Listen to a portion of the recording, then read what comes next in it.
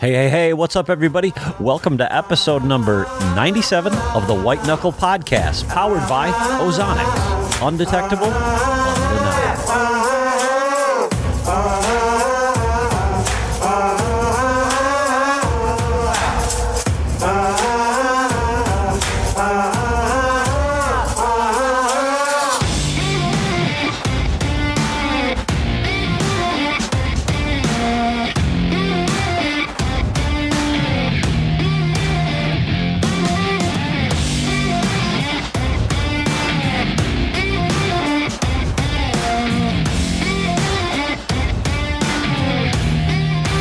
Well, here we go with episode number 97 of the White Knuckle Podcast. It's really hard to believe that it's been 97 episodes and we're coming up on 100 in a big hurry, but it's been a ton of fun along the way. Have had a ton of great guests, and Mr. Jason Lupardus, who joins us today from the National Wild Turkey Federation, was no exception. He was a ton of fun to talk to.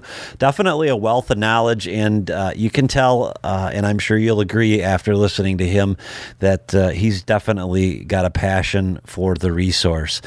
Before we get to his interview, however, I just have some news that I personally want to share that I'm absolutely jacked about sharing with you, and that is that as of today, I've provided notice to my current employer that I will be leaving the car business after 28 years and going to work for Travis Homley and United Country Hunting Properties, United Country Homley Auction Realty in Portage, and I'm going to be a land specialist for them, and I can't wait to do it. I can't wait to help people realize their dreams of owning their own house, their own hunting property, their own lake home, whatever the case may be. I'm over the top about it. So if there's anything that I can do to help any of you here in the coming weeks, certainly you know how to get a hold of me. I've told you all 100 times. If not, I'll put a link at the end of the show. Let's get on to the show and let's talk about habitat management and doing what's right for the resource. With that, let's get our show on the road with Mr. Jason Lupardus. Hey everybody, what's up? Welcome back to the White Knuckle Podcast. Today I am joined by Mr. Jason Lupardus from the National Wild Turkey Federation. Jason is the Conservation Director for the Midwest. Jace, how's it going today? I'm doing well. How are you today? I'm doing so far so good. It's we've all survived the polar vortex, and that wasn't a lot of fun, to be honest. But that brings up a question that I wanted to ask, and I probably should have asked in a couple of previous podcasts. How hard is that on the animals? I tell you what, it's extremely tough on any critter, and I have heard of. I had a lot of folks just reaching out to me when you wear the quote unquote wildlife biologist hat. Right. You get every family member, every neighbor, they call you and go, "Hey, I have a dead bird laying out here on the road," and or "Hey, I see this animal over here." But it's extremely tough. I mean, anytime you hit extreme temperatures, whether it be hot or cold, you tend to see a lot of critters negatively impacted. They just can't handle it, and so they're looking for refuge, etc. So it's tough on everyone. Yeah, I can imagine. It was up here in Wisconsin. It was horrible. I think I woke up the one morning and it was minus 37. But thank God for wood burners, because I think we were able to accomplish the whole not turning the furnace on the entire time, so that was a good thing. But we sure went through a lot of wood. I'll tell you what, I was up there on the front end of that, or tried to head south as fast as I could. And when the wind was blowing, I mean, it felt like needles piercing through my clothes. Yeah. So I don't know how you guys handle it, but cheers to you for toughing it out. And I'm glad I'm on the in-between. So before we get going on talking about wildlife habitat and ways to improve upon it, tell us a little bit about the National Wild Turkey Federation. Tell us a little bit about what you do. Sure. So I work as our director for conservation operations for Midwestern states. My background is as a wildlife biologist / forester, and so we're always looking at how do we improve landscapes at a much larger level, so to speak. So with the Turkey Federation, we're a conservation organization. By far, everyone knows us for helping restore the wild turkey, which is really known or renowned worldwide as the most successful restoration story for wildlife. So it's a big deal. As of today, our turkey populations are flourishing and have been restored to everywhere that they once were, and then in some other places, which is really cool. We've done work not only here in North America, but around 15 countries as well. So day to day, I mean, we're working to restore habitat where we can and improve habitat for hunters, etc. We're currently on a 10-year initiative, Save the Habitat, Save the Hunt. We just finished our 6th year not too long ago, where our goals were to conserve 4 million acres of habitat in the United States, create 1.5 million hunters, and try to enable to have 500,000 acres of access so folks like you and I and others out there can get out and enjoy the great outdoors nearby. So we've been very successful so far. We are well ahead of the curve. We have done a little over 2.9 million acres of habitat work in 6 years. We can safely say we've created 1.2 million hunters, and we've already surpassed our access goals. We're almost at 560,000 acres of access in that time frame. So we're going to do a little celebrating this year, come our national convention next week in Opryland. That'll be a fun convention. Real quick, I just want to make sure that I heard you correctly. You're trying to essentially recruit 1.5 million hunters. Is that accurate? Yeah, I'll be even more specific. We're trying to, beyond recruiting, but create. There's a whole realm of recruitment programs across the U.S. that's been extremely successful to recruit hunters, but retaining them into the license system and stopping what we call the churn. That's an issue there. So our hunter numbers on a national perspective are declining, and so we're trying to make sure that we bring new hunters into the fold and we keep them for the long haul. How big of a problem is that? I believe, or at least it seems like whenever I'm talking with people that hunter recruitment or getting more people into the sport is really a bigger deal than what, a lot of people think. I think it's a big deal. How big of a deal do you think it is? Well, let me just say this. If you could see me right now with as much gray and much hair that I've lost on my head, you would understand. I mean, it's a huge concern on so many levels. I would say at the moment it is our biggest concern in the conservation arena that we've ever experienced, in really the entire history of the conservation movement. And our hunter numbers are declining at such a rate at the moment. And a lot of that's due to the lack of new hunters coming in, especially if we talk about this in a generational standpoint. Our millennial generation tends to be where we're seeing a big drop in the new folks coming out. They have a different value system, and we just haven't been as effective plugging into those folks. The individuals that are in the baby boomers, they are slowly falling off. And we know up to about the age of 70, we still have folks hunting. And after that, they completely drop off. And that's due to age. It's a no-brainer. So our folks in the middle, like myself in Gen X, we're kind of on the in-between and still cooking out some hunter numbers, are still engaged in the outdoors. But, yeah, we're trying to address that millennial generation and looking at new innovative steps. So if I was to tell you that we have about an 8 to 10 year period and we're going to lose 30 to 50% of all of our hunters, that's a huge concern. So that's a reality. That's what the numbers say. Are we there yet? No. So we have opportunities to address that. But it's a huge concern, man. That all goes back into not only just having people out there as a voice for the culture that we love, especially when we start talking about legislative actions that go on in states, et cetera, having the group of advocates in our arena to make sure that things don't go away with the stroke of a pen. But this also relates back to funding through Pitt Robertson dollars, Dingle Johnson dollars, et cetera, and other things that go back through a really entire system that funds conservation in general, funds state agencies that manage our resources. We're talking about 85% of all the funding comes from the people that hunt and fish due to the entire process of how those funds go back and forth through taxes, et cetera, and get generated back out to the states through license sales. So imagine if in the next 5 to 7 years we lose half our hunters almost, and our numbers dwindle and the funding goes away. What happens to managing wildlife populations? What happens to the public lands? What happens to the season structures? These are huge concerns. Huge concerns. Yeah, you said 85% of the funding comes directly from, I think, basically hunting licenses, right? Correct. Yeah.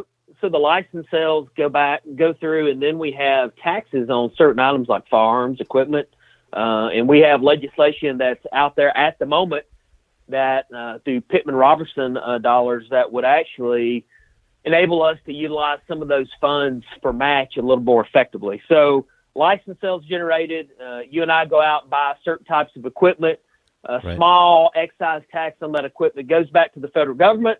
The government dishes that back out to the states depending upon the number of license sales. And then that state agency has a 2-year window to spend those dollars, but they have to be matched. So here comes step number 3 or 4 here. So they have to do a 75-25 match. So they have to have someone to step in and provide 25% of match. And if they don't spend those dollars, Uncle Sam says, thank you very much. I will take those monies back and we'll put that in the general coffers. So it's a huge concern on how all this kind of works as well. And we have to be very diligent moving forward and realize the wall we're about to approach. And so there's a lot of efforts going on right now, not only with the National Wild Turkey Federation, but many other organizations to try to help us climb over this big wall. So what would you say the best way that the average person or the best way that the average person could help? Is it just simply by buying a hunting license? You know what? Number one, buying a hunting license. Number two, the one thing that I would say that all of us hunters that are out there and fishermen need to do, we need to make it a personal vow to take one new person. We're not talking our children because I love my girls and we get them out as much as we can, but taking on a new individual that has not hunted or fished and put them into the outdoors and provide them those opportunities to make those memories and understand what's so important to us and share that with them. If all of us did that just this year alone, we could overcome this problem just by snapping our fingers. It would really be that easy. So it's taking some of our own selfish nature of going, hey, I have my favorite hunting spot where I always see a monster deer every year. Right. And maybe, just maybe, taking someone to experience that same thing that we get to feel and see and touch and breathe and be there, and making them a part of our culture. It's that easy. It is. And, I did a podcast with Scott Cronin last year on how to get youth involved in our sport. And it really is that simple as just taking someone out. And it's easy to take your son or daughter, but maybe by asking a better question to some of those kids, like who you could take out that isn't going to have access, or maybe, giving, I have an old bear bow, not an old bear bow. It's just one that my son grew out of, and it's got, it's an apprentice, I think the name of it is. And I'm going to give that away to a gal whose daughter wants to start learning how to shoot archery, and hopefully through that they become interested in the outdoors. So it's not that you have to give something away either. It's just simply just making an effort to get someone else involved, especially out of that younger generation. 100%. It's going to be tough. It's going to be tough going forward. It's not about just the hunt for you or me, I don't think. I think likely for most of us, some or a lot of the enjoyment that we get out of, this process that we call hunting, is doing things like we're going to talk about today, and that's habitat management. And yeah, it's work, but it's also it can be a lot of fun. Before we get to talking about how fun it is, though, there are some do's and don'ts that are pretty important when we start talking about habitat. And the reason I bring up do's and don'ts is because some people, it seems like, I guess, I don't know, hinge cutting is a hot topic, especially within the whitetail world, because everybody thinks they're going to go out and hinge cut a bunch of trees and they're going to fall down and the next booner is going to be, living there. And that's not the case. Or in your case, it's going to create good nesting habitat. And although that's true as a general statement, there's more to it than that, isn't there? 100%. And I always like to start off conversations when we're trying to talk about, especially focused deer management or turkey management or whatever, and make sure folks realize what all that critter needs in order to make a living there each day. So, your average whitetail home range, mm-hmm. I mean, they depend, and this is a little bit variable by state and by habitat type, et cetera. Sure. But I can safely say that critter is going to cover about a square mile, which is about 640 acres.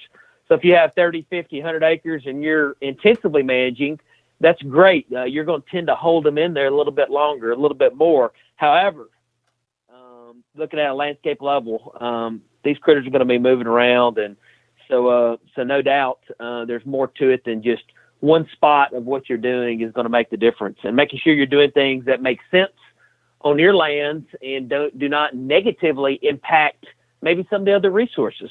So, there's a lot to that. And then when we talk about turkeys and some critters that even cover larger areas, such as a wild turkey's home range is around 4 square miles. Most people don't realize that, but they cover a lot of ground. And so yeah, as we start thinking about management, we have to think about what can we do to keep those critters there, and how do we positively impact our overall resources there, and especially if we have resources like water that move through and that may impact folks, as we would say, downstream. Gotcha. It is such a broad topic, and it's one that our listeners seem to really love. Because some of them, I would say the majority of them, at least of the white knuckle demographic, are going to be probably public land hunters mixed in with small pieces of land. Or folks that own small pieces of land. And earlier today, I sent you a map, and I sent you a map of an area. It was an Onyx map of an area that consisted of 88 acres. And I just asked you to simply look at it from a 50,000 foot view, if you will. And let's assume that you're just going to buy this property, or you already own it. What are some things that you can do? And when I ask about that, I think a lot of times folks buy a piece of land or get a piece of land that's in their family, and maybe a lot of it's tillable, and they don't have a lot of timber on it, and they think, oh my gosh, this isn't that good. When in fact there are things that you can do that'll take it from being good to great, whether it's turkey or deer or quail or pheasant or squirrels or rabbits. What are some of the things that you see, particularly, I guess, with respect to this property that maybe jump off the map at you? Right. So something I noticed, there's no doubt on the north side of the property a nice stream going through it. Perhaps, as you had mentioned earlier, maybe it's a trout stream, for example, mm-hmm. A cold water stream that has to have maximum what I would call shade in order to maintain water temperatures, and also have plenty of buffer around it to ensure that sedimentation is not an issue, so that you don't basically kill out the trout stream. So that would be my first look at this. Okay, is all right. We have an ag field, and there's a couple places where I see the oxbows running fairly near to the agricultural area, and that's one of the first things I'd point out is, well, hey, you just bought this land. Would you be willing or wanting to consider how we may want to manage some of this land differently? And there are, especially with the Farm Bill just rolling out, there's going to be there's an increase of funding. Most folks may not know this. There's a bump in funding for wildlife practices, actually. So there's a conservation reserve program. There are programs through the Natural Resource Conservation Service, USDA, U.S. Department of Agriculture. And so that would be one of the first things I think about is how do we best maximize those edges to ensure that the stream's going to be in very quality state. I'm seeing different timber types here on here as well.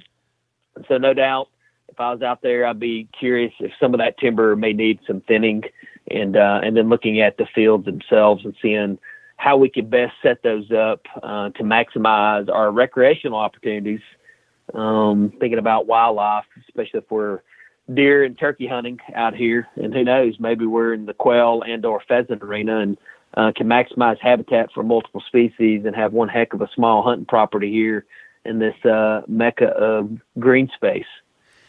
Yeah, there's 100 different things that go through my mind, and one of the things that popped into my head is as long as I've got you on the line, I'll abuse the privilege of having somebody with the knowledge. There are a lot of resources available for free to all of us, are there not? In terms of getting a hold of your, when I bought my property that I no longer own, I got a hold of the wildlife biologist for my county, and he walked it with me and, gave me his 2 cents.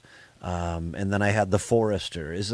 Are those the kinds of things that you would suggest before jumping into anything?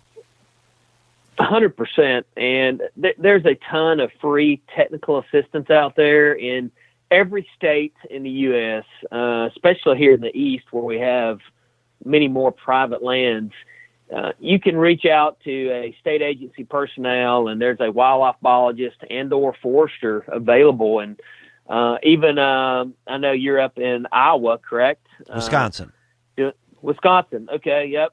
So we have folks up that way too. We're even through NWTF where we have district biologists and quote unquote foresters that we hiring and or will be hiring that can give some different perspectives on all that. But there are state agency personnel that you can reach out to. They'll provide you technical assistance, guidance, planning, and even some direction on maybe even different programs if you want to go that direction. To kind of help provide an incentive to get you to move along in a certain direction to improve habitat. I would say that anyone you reach out to, something to always look out for, one of the first questions they should ask you as the landowner is, what do you want to do with the land? What are your goals? How long do you want to have it? And if someone is asking you those kind of questions up front, you have the right person. Well stated. I think, yeah, because everyone, I've worked in the car business for a long time, 28 long years, and don't hold that against me. But one of the things that is really near and dear to us is finding out what their why is. I mean, why are they here to buy a car? And what is it that they want to accomplish with it? And those two things are super valuable, and I think they're valuable in this situation as well. Because if your if your goal is to be able to have a huntable population of pheasants, well, that's a whole different world than having a better piece of ground for deer hunting or turkey hunting or rabbit hunting, and I think an unintended consequence a lot of times of improving habitat for one species is going to improve it for a whole bunch. Is that true? Yeah, a lot of times that is very true. Sometimes it'll prove it for some, and sometimes it will not improve it for others. So you're right on the mark with that. And trying to really hone in on what someone really wants to do with their property is always key. And sometimes trying to help guide them into, okay, are you really wanting to do a lot of deer hunting? Are you a gun hunter? Or are you an archery hunter? And trying to even discern some of those things, I think is extremely important, because when I start painting that picture in my mind, because we got to kind of be like an artist, and you have to paint the picture of their property, and you have to portray that to them on what it will look like. And knowing that everything you do on a piece of land, it has long-term consequences. Okay. Consequences could be really good or really bad. So we're in that decision-making arena, and I'm always trying to paint that picture of where would a stand be in the future. And if I was hunting here and I wanted to have that deer right under me, how would I set this up to enable that to happen? How can I help this individual ensure that there are good bedding areas on this property? How do we improve nesting habitat, brood range here? Because ultimately we want to, we're trying to keep the females happy, right? As they say, happy wife, happy life. Right. Same thing goes with wildlife.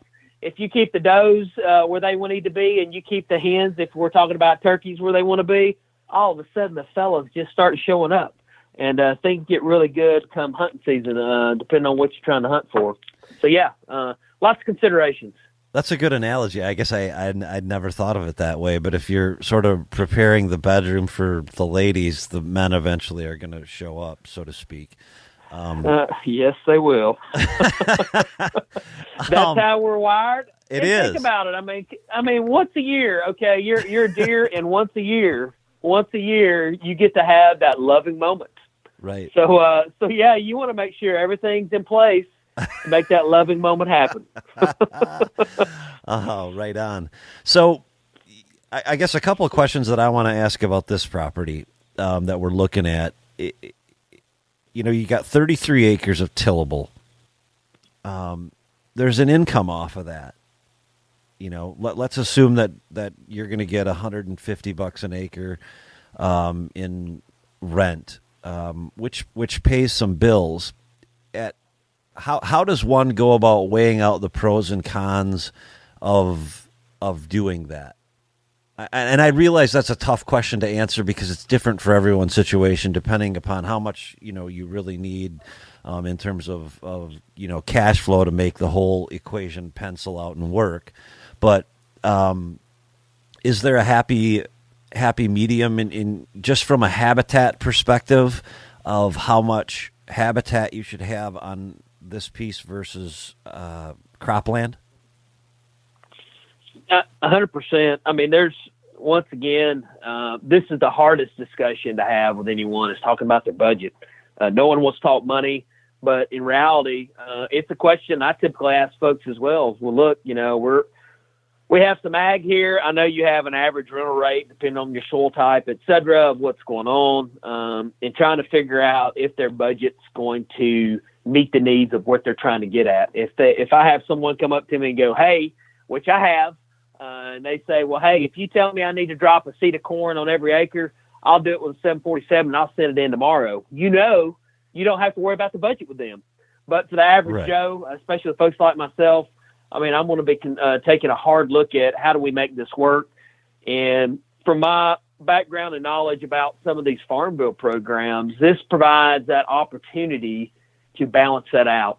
Many of our programs that are set up in the States, depending upon where you are, you can get a very similar rental rate for that type of dirt to maybe plant trees, provide field borders, maybe convert into a mixed native warm season grass forb mixture. And so there are some opportunities there to see some additional revenue come in to balance that out. And I'll say this, I mean, a lot of folks get really caught up in the crop aspect of wildlife management, and it's kind of a one and done, and depending on where you are, what you're trying to do, there are other things to address to ensure that everything's in place. Because if we have one type of food on all this ag field, it's one and done with one type of food. And as you know, if I were to invite you over and say, hey, Jason, guess what? I have this great loaf of bread and I want you to come over and eat. And we're going to do that every week. There's probably going to be a time, unless you're just starving, you're going to say, you know what? I appreciate it, but I may go out with one of my buddies. Okay. I mean, that's just the reality. And so with anyone I talk to, we also talk about how do we diversify the food source, whether it's planted or native, and that diversity. Because when I tell you, like, guess what? We're going to have some black and red snapper. I'm going to have all these nice greens on the side. Hey, also, I picked up some fresh scallops when I was on the coast. You want a tuna fillet? What about this venison steak I have for you? Now, when I start offering you all this variety, I think you're going to want to come over a little bit more. And you may tell one of your buddies, hey, can I bring a friend with me? And I'm going to go, yeah. So next thing you know, you have a pile of people coming over and you have a party. Same thing with wildlife. They are seeking out that diversity, nutrients, et cetera, and it's very important. So going back to the financials of all this, I mean, we start talking about how do we financially make this happen? And through maybe some programs, we could help make that a reality. So it's a balance. And if you only had 30 acres of tillable, there's probably going to be a tipping point in there, especially if that size of ag, where the person you're working with, that farmer, that producer, may say, you know what, it's not worth my time to do 20 acres. I'd be willing to do X amount of acres. So those are additional discussions you would have to have with that individual to know what ground you stand on. I mean, those are some of the first thoughts. One year I met with a gentleman, he was a baseball player, he acquired about 500 acres of ag, really, plus a lot of woods, et cetera. And we talked about, in his case, he did not need to have all that ag. And we're able to basically cut that ag in half. And then we basically souped up every field with borders, points, shrub rows, et cetera, because he was a huge deer hunter. So once again, I think these are just some of those initial questions you have to ask, being in those shoes of what can be affordable, what programs can we potentially go into, talking to the local farmer producer there to make sure that if you cut some of that off, is he still going to come out and do the work? Because if he doesn't, then you're going to be sitting there with your hands up going, oh boy, what do I do now? Right. So those are important questions, and it's hard to give a true answer without getting a few answers locally, so to speak, on where to go with that. Right, because all that, I'm guessing, all that changes the dynamic pretty profoundly, I would think. So, I knew when we started this, going down this road, it'd be tough for you to give a specific, answer. But I think the answer that I'm hearing is not necessarily a specific answer about what it is that you could do specifically with this property. The answer that I think I'm hearing is, hey, there's a ton of resources out there for you for free, and free is good, right? Whether it's the National Wild Turkey, whether it's your NRCS office, whether it's your local biologist, whether it's your local forester, there's a ton of different things that you could utilize for free to get those questions answered prior to doing any kind of improvement, right? Correct. And, and seeing you're right on point there. And seeing this size of acreage, and I'll give you another example because there's just a ton of examples to give. But, sure. If you were a National Wild Turkey Federation member, yep. And you wanted to, let's say safely, we're going to convert most of this. We're going to retain at least 10 to 15% of this property in some kind of hard ag, okay, like corn or soybeans or maybe millet, et cetera. So even through some organizations like us and others, we have programs for folks that are members, for example, where we provide Roundup-ready corn. that you'd buy on the market for $250 a bag, and we're giving it to our membership for, $30-35 a bag. Sure. So all of a sudden, if you were one of our members, and I was out talking with you, I go, well, look, you may give up some of this, okay, but you're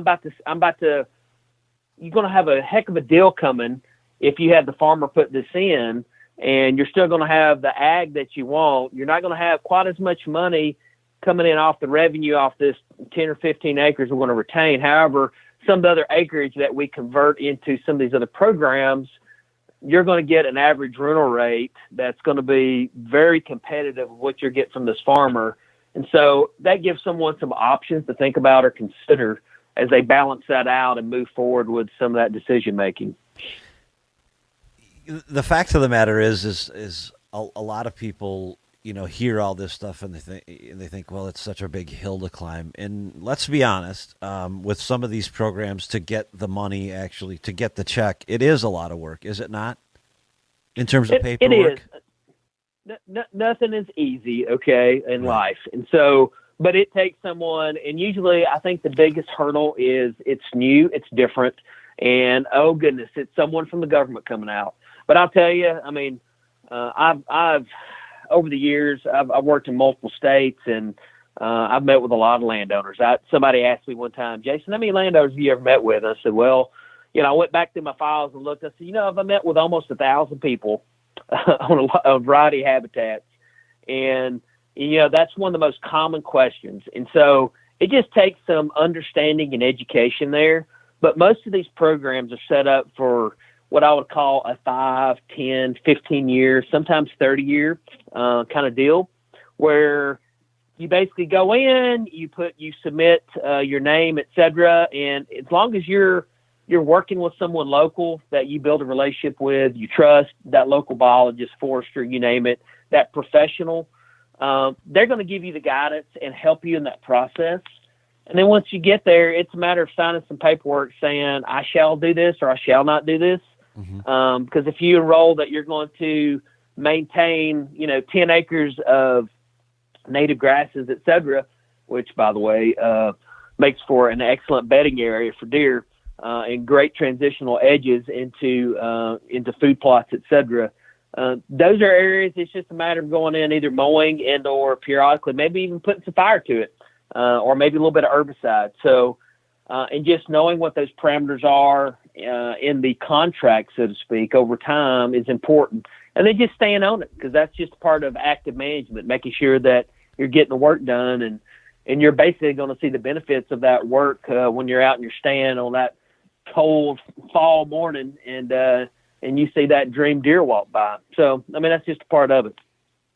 Okay. So I'm going to really put you on the spot here. Okay. If there were, I guess, a top 5 programs, and I'm talking about things like CRP and things of that nature, is there 5 that you would recommend people to look into? Sure. And this is kind of tough because the Farm Bill and with the recent government shutdown, a lot of this has not trickled down yet. Well, let me interrupt you, and I apologize for being rude, but yep. You've referred to the Farm Bill, and I know a little bit about it, but I'm guessing a lot of our listeners don't. Is there a 50,000-foot view you could give people to explain what is going on there? Well, the Farm Bill has been signed, okay? Let's just say that. Okay. And it has embedded all of the, what I would say, incentive programs for, they call it producers, but landowners out there. Sure. That are what we're trying to do is encourage better management practices on their properties. And so there's usually some type of incentives with that, everything from a typical agricultural field to a forest to stand of woods. And so there's more money in there than there ever has been. And as these programs run down through a couple sides of the U.S. Department of Agriculture house, one will be NRCS that we talked about earlier. Yep. And they have an increase in funding for forestry and wildlife work. And so as we're thinking about doing work around around your fields, around the forest. Maybe you have invasive species, things like that. There are funds there to help you get that work done. And so it's a great thing. I mean, it's an investment back into the land and really the people, because the land is what's good for everyone at whole, not just the landowner, but everyone. So keep all that in mind. And so that's what the Farm Bill is in general. The part that we're most concerned about. There are other aspects of it that that's not going to relate back to the land, but those are some of the bigger nuggets. And as these programs get materialized through like the Conservation Reserve Program, for example, which is tied directly to tillable acres, Right. and they look at if you have tillable acres out of the previous years of at least 4 years out of the 8 years there, then all of a sudden you can qualify to enroll in a program.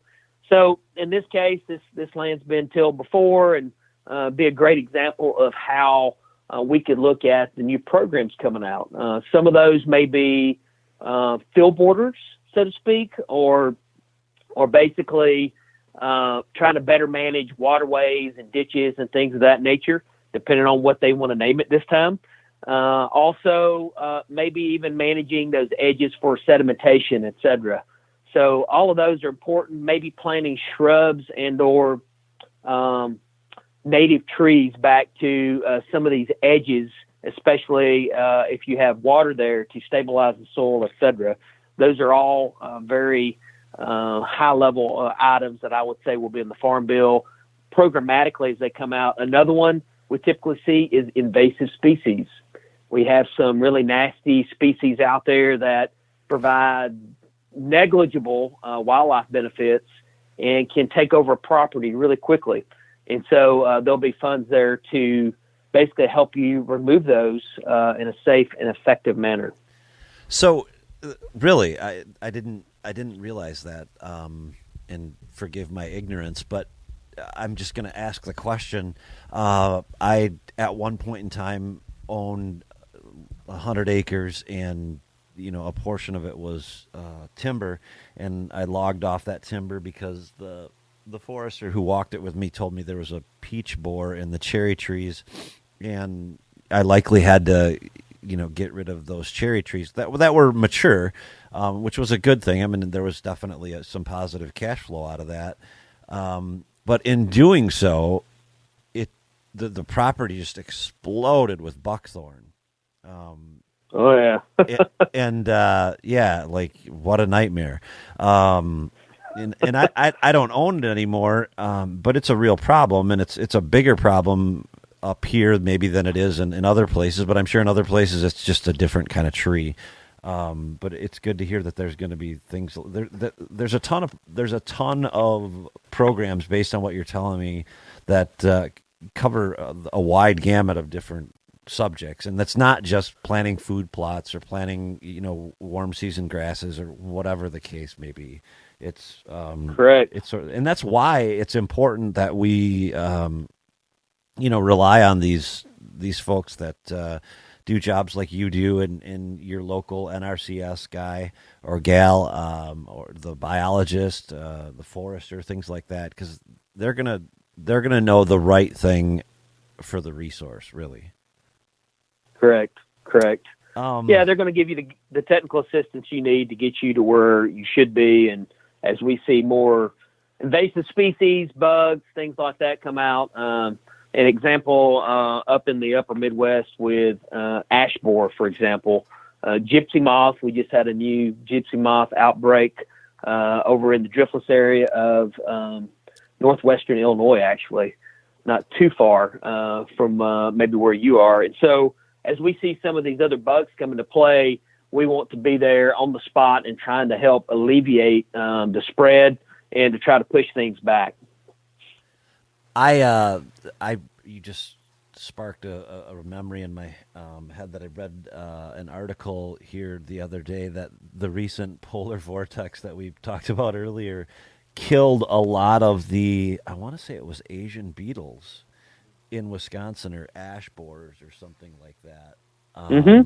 And so there are some good things that came out of all of us freezing our rear ends off. Amen, brother. Yeah. So, yeah, the driftless region is where I've got a 500-acre lease, not in Illinois, it's in Wisconsin, but I haven't heard about what you were talking about, so I'm going to have to do some research on that and figure out what that's about. But the cool thing about the folks that I lease from is that they are completely into doing the right thing for the resource, and I really appreciate that. And as a matter of fact, the landowner got with the NRCS agent, and they were able to take a look at what he had overall, and said, hey, because the topography in that area, basically lends itself to damming up a spot in a field that maybe isn't productive and making it into a pond. There's actually money there to set up a pond, or for them to come in and make a pond out of this depression or valley or whatever it's called, and they're going to do that. And I don't know what it's a cost sharing program, but there's a plethora of different things, and I did not know that there were programs out there for invasive species. Yes, and I think that's an important aspect, especially when you start removing things like buckthorn, or up your way there's a lot of canary, reedgrass, et cetera, and other things that are just devastating to the landscape at whole. Bush honeysuckle actually is another big one, where we even help do aerial sprayings at the correct time of the year to really open up the forest, et cetera, the understory, because it will basically take over. So yeah, there's a ton of them out there, and the work is not done yet. Okay, so there's some political stuff that still needs to be done, and that's not a surprise to anybody. Yep. Let me ask you a question. Is going out and just doing something on your own, like I'm going to use me as an example. I own this property, and you just mentioned canary reed grass, and it, I had, I want to say 57 acres of marsh. Some of it was timbered, had a little, oak ridges or knolls, whatever you want to call them, maybe a 5-acre piece of oak timber inside that, and it was all bur oak, which is great habitat. The turkeys love to roost in there, and I loved it when they roosted in there because they only had one way they were coming out, which was great in the spring. But I went and planted a whole ton of tamaracks in that lowland area, and planted pines in another part of the area, and the canary reed, it didn't do anything to stop the canary reed grass.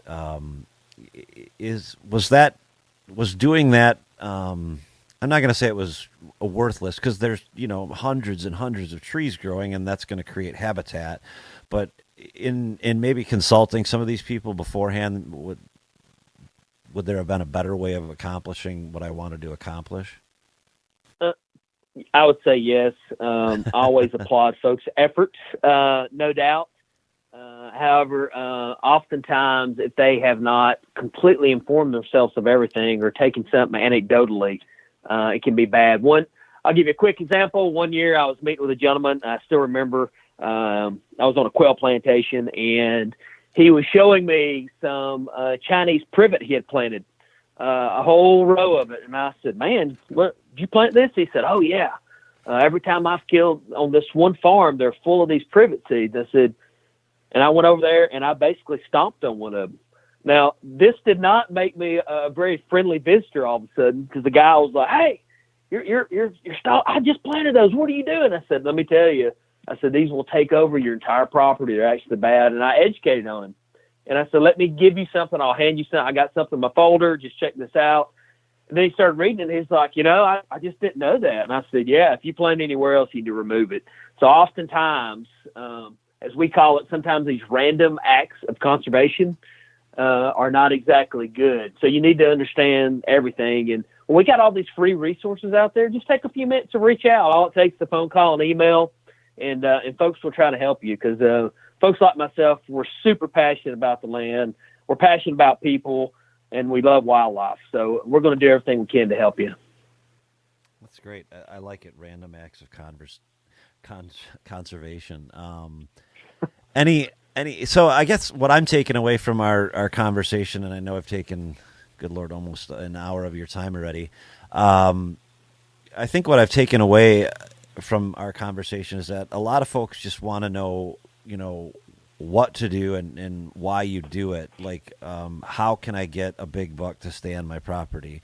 Well, how you can get a big buck to stay on your property is pretty simple. Make the bedroom nice, basically. Yep. But there's 100 different ways to accomplish that. Is that not true? That's correct. And, looking at the property, the layout, what's around it. Even one of those first questions I would ask, hey, have you spoken to any of the neighbors? What are they doing? So depending on your objectives, there's a lot of questions to be asked. And hopefully, if someone's working with the correct individual, they're asking the landowner a ton of questions. They're deciphering what's being told to them. And then it all comes down to trying to lay everything out, paint that landscape for them in their mind. And then maybe even having to draw something on a map to kind of showcase what that really looks like. And if folks are doing that, if you are the landowner out there and you're getting that kind of treatment, so to speak, you're working with the right individual. If you're not, if they're basically telling you what to do and not asking many questions and not getting all your goals, objectives, and really trying to get to know more about you, your budget, where you want to go in the next 5 or 10 years, then it may not be the right individual. So maybe that's the word of the day. Right. Yeah. Well stated. Another thought just popped into my head. Just having the knowledge of some of these programs, and being able to at least tap into some of those resources is going to make owning a piece of property more affordable, isn't it? 100%. These give private landowners that opportunity to be more vested in their land, which is not only good for them, but it's good for their neighbors. So definitely a good consideration. And, even for folks that are interested in more of those long-term benefits, there's things called, if someone's ready to, as I would say, leave that legacy on the land, they can look into conservation easements. And so some of those are perpetual. Some of those are for, 10 to 30 years. Right. And that's just investing back into the land. Right.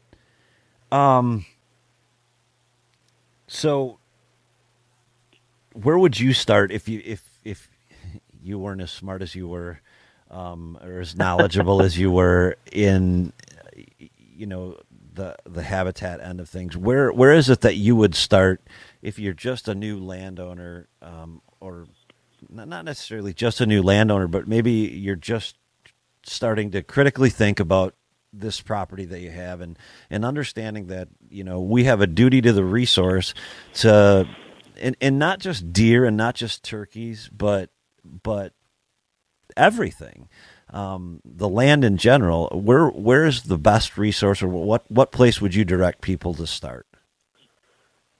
All right, so I'm going to be biased here for a minute because I can be, and have a little fun with it. But hey, man, you would contact. It's your show.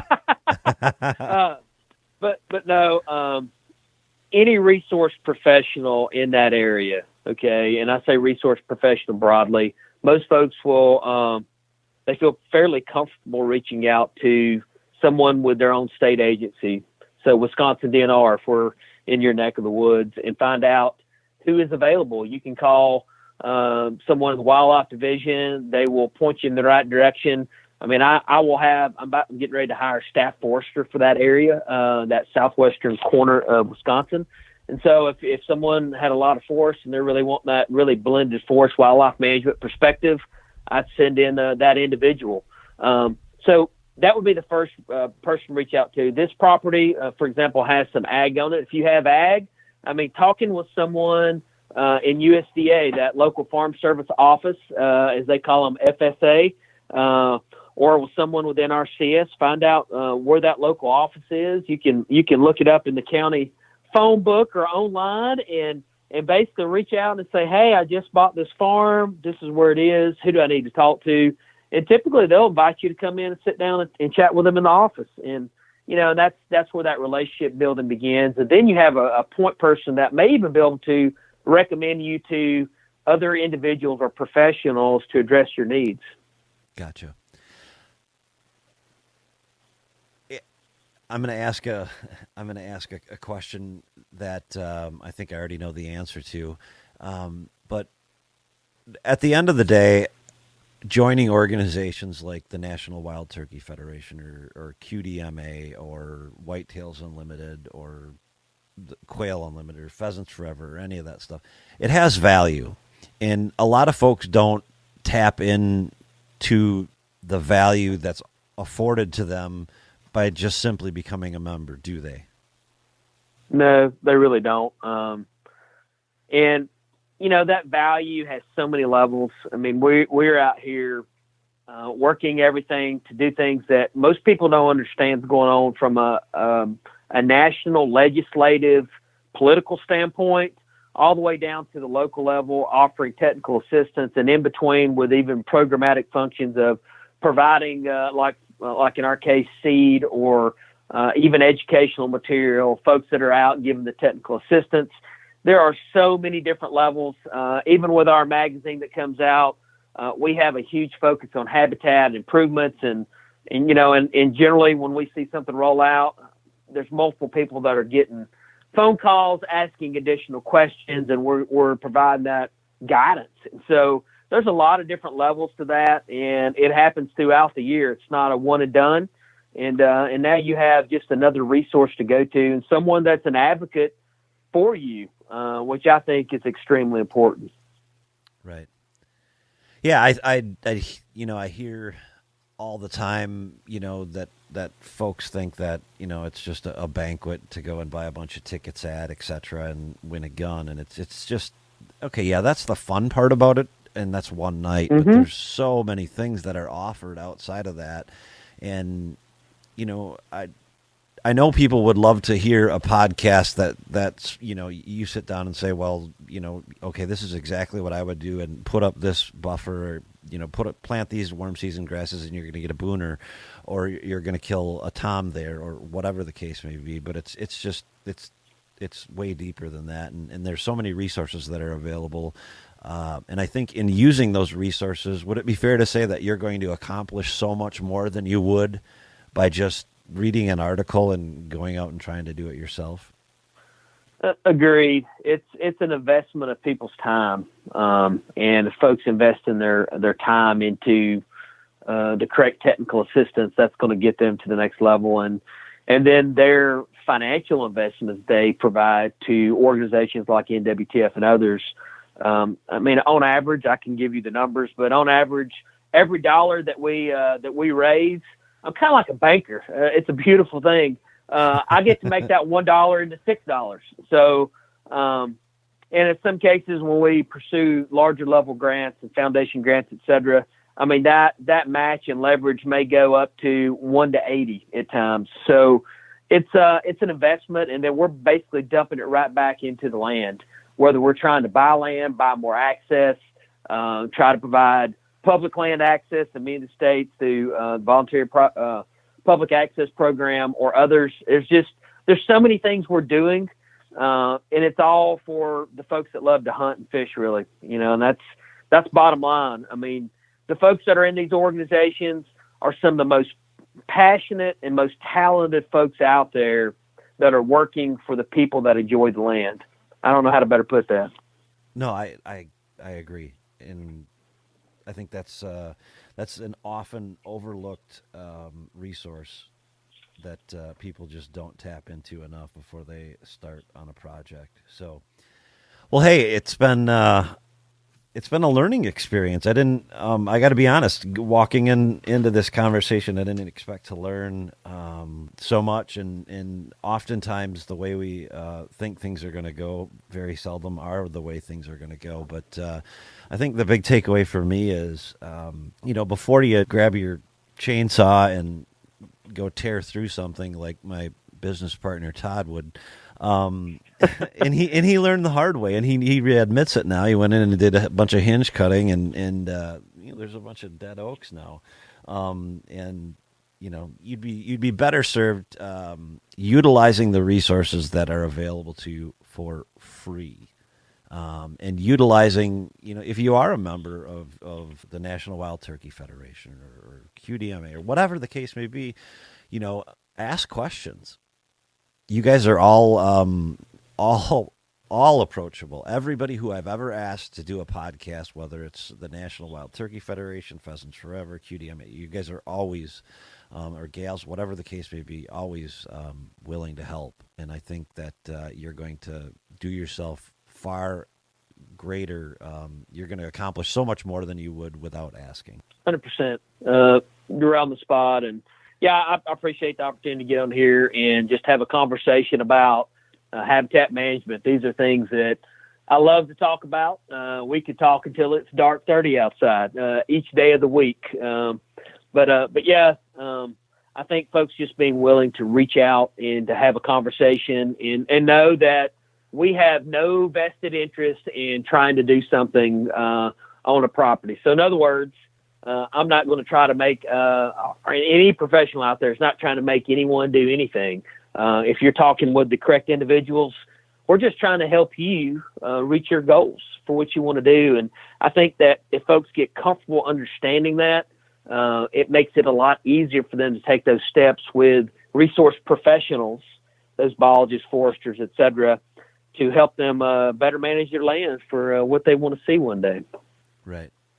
Right. And again, I want to reiterate the point that I didn't expect to talk about so much in that in joining, if you're not a quail hunter, and I don't know what the quail organization is, but if you're not a pheasant hunter and you join Pheasants Forever, it still indirectly is going to benefit you as a deer hunter or a turkey hunter or whatever. So, all of those things have a place. All of those things have value, and it's just one more resource that you can tap into. Like I said, if you're at the start of the show, if you're, managing for turkey, you're likely going to improve whitetail habitat and rabbit habitat and squirrel. All of the wildlife is likely to benefit.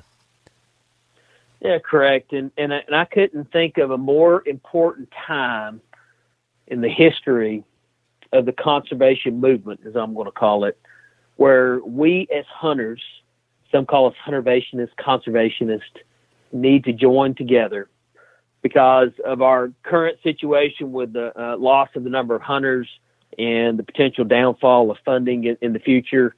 I couldn't think of a more important time, once again, for us to drop those silos that we often sit in, whether we're the big archery hunter or the big gun hunter or the big turkey hunter, and try to come together and think alike on how we do business each day and why we're out there and why we're so passionate about the land. We're all connected in heart and in spirit. And I think if we start thinking that way, I think we can overcome some of these challenges that are ahead. Well, there you have it. Words of wisdom from Mr. Jason Lupardus from the National Wild Turkey Federation. Thank you to Jason for taking time out of his day to spend with all of us, to educate us a little bit more on all the different programs that are available to landowners. And the coolest thing that I thought he said was random acts of conservation. I think if that's something we all tried to employ a little more of, we'd make this world a little better. And hey, who's not for making this world a little better? I guess that's about it for today. Again, if you have any questions on anything that Jason had to say, be sure to post it on any of our social media pages. I'll make sure and get the questions to Jason. If you have any questions relating to any of the other shows we did, again, be sure and post it to our Facebook page, our YouTube page, our Twitter page, our Instagram, wherever. You're welcome to email me to jason@whiteknuckleproductions.com. Again, thanks to our sponsor in Ozonics for making this podcast possible. Without them, we couldn't do it. I want to remind everybody that they are factory ship direct. In other words, the only place that you can buy an Ozonics unit is from Ozonics. They're going to be at several trade shows around the Midwest and around the United States here over the course of 2019. Just look at their webpage and see where they're going to be at. They're going to have some incredible deals. And as we get towards the fall, we'll do another white knuckle bundle like we did last year. The white knuckle bundle we did this year was a huge success, and we got a lot of great feedback. So we appreciate you folks supporting the folks that appreciate us. So with that, I will end the show for today. Jason out.